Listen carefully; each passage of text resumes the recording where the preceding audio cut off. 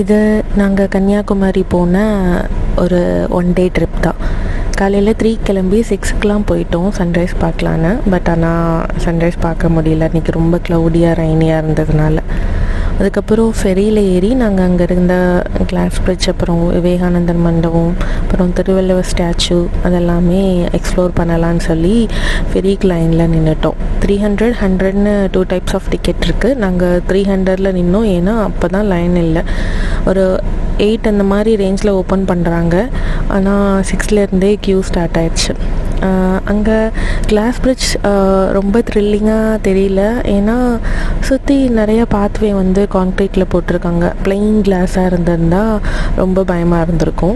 But ஆனால் எங்கே வலிக்கிடுவோமோ அப்படின்ற பயம் ரொம்ப ஜாஸ்தியாக இருந்தது, ஏன்னா மழை பெஞ்சு இருந்தது. பட் ரொம்ப நீட்டாக மெயின்டைன் பண்ணுறாங்க, அப்பப்போ க்ளீன் பண்ணி. ஓகே, ஸோ பசங்க வந்து ரொம்ப நல்லா என்ஜாய் பண்ணாங்க. ரிட்டன் வரும்போது களக்காடு அந்த டைகர் ரிசர்வ் அந்த ஃபாரஸ்ட்டில் போய் அந்த இதில் போய் குளிச்சுட்டு வந்தோம். அது சூப்பராக இருந்தது, ரொம்ப சில்லுன்னு. நீங்கள் போனால் ட்ரை பண்ணுங்கள்.